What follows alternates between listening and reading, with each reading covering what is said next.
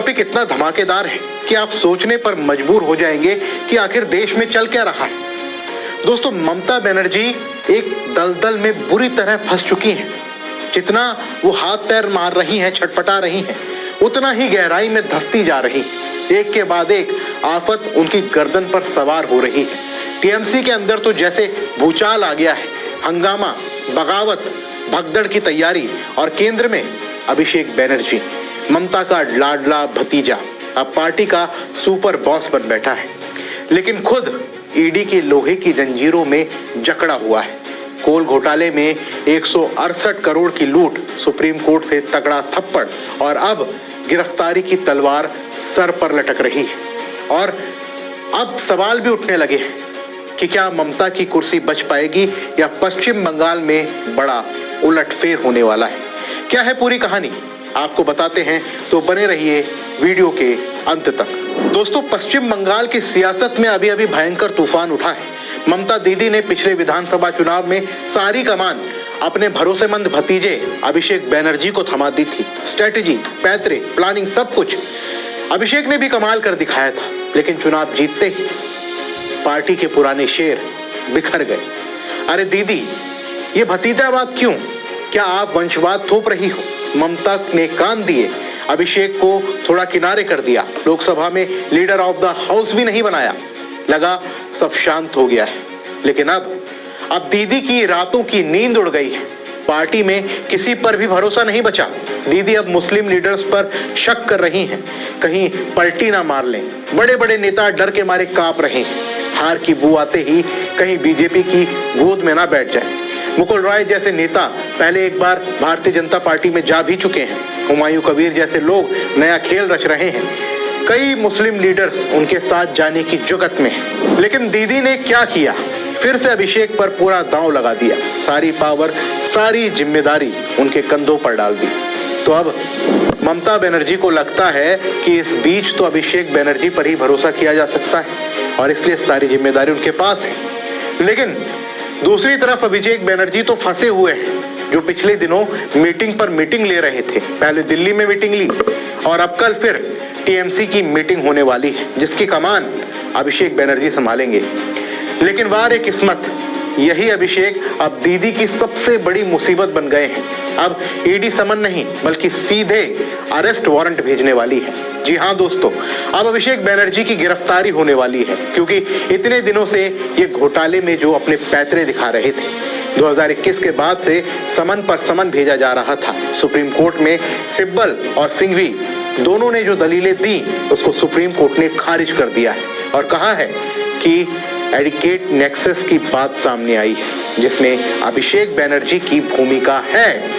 इसलिए ईडी ने जो समन भेजा है उसको खारिज नहीं किया जा सकता, उनसे पूछताछ होगी। उन्होंने ये भी कहा है, आप साबित कीजिए कि आप उसमें शामिल नहीं थे। सुप्रीम कोर्ट ने साफ साफ कहा है, कॉर्पोरेट कीजिए एजेंसी को और उसके बाद जमानत की बात करेंगे। इसी के साथ ही सुप्रीम कोर्ट ने बनर्जी से यह भी कहा कि उनको दिल्ली की अदालत ने जो समन भेजा है ईडी के माध्यम से, उसमें भी उनको पार्टिसिपेट करना पड़ेगा और कोलकाता में ईडी ऑफिस में अगर उनको बुलाया जाता है तो वहां पर भी उनको पार्टिसिपेट करना पड़ेगा। इसके बाद कोर्ट की तरफ से कहा गया कि अब ईडी की जिम्मेदारी है कि मनी लॉन्ड्रिंग का चार्ज जो उनके ऊपर लगाया गया है, उन चार्जेस में जो मनी ट्रेल दिखाया जा रहा है उसको आप कैसे इग्नोर करते हैं, कैसे कहते हैं कि नहीं ये मेरा नहीं बल्कि किसी और का खाता था।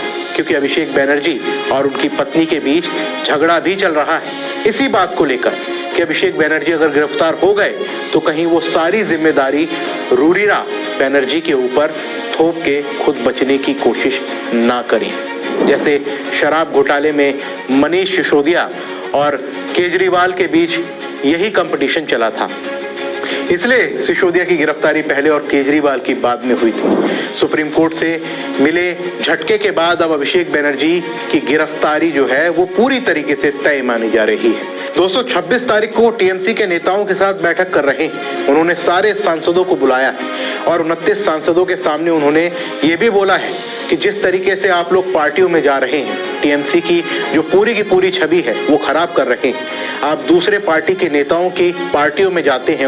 उन्होंने खासतौर पर शरद पवार की इस पे बात की।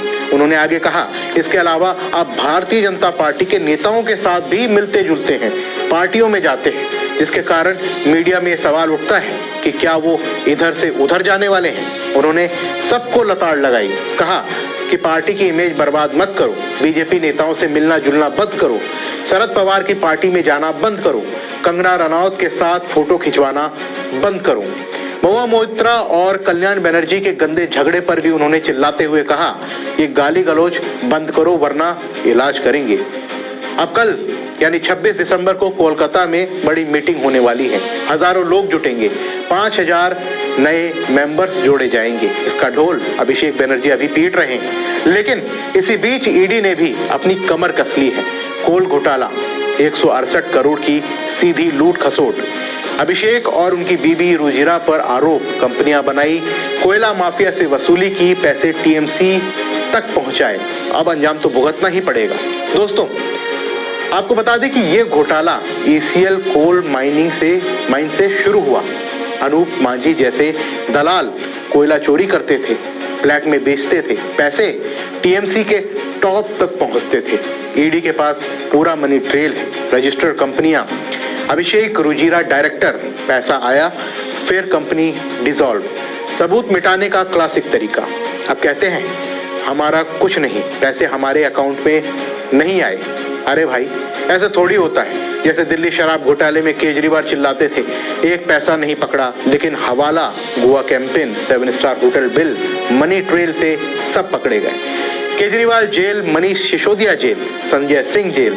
दोस्तों, ममता दीदी की कुर्सी अब पूरी तरीके से हिल चुकी है। अभिषेक की गिरफ्तारी से आफतों का सैलाब भी आना तय है। दोस्तों, पश्चिम बंगाल में सत्ता बदलाव की घंटी बज चुकी है। टीएमसी में हंगामा शुरू हो गया है। नेता भागने के लिए तैयार हैं। आपको क्या लगता है, अभिषेक बच जाएंगे या फिर जेल की हवा खाएंगे? दीदी की कुर्सी जाएगी या नहीं? कमेंट बॉक्स में अपनी राय हमें जरूर दें।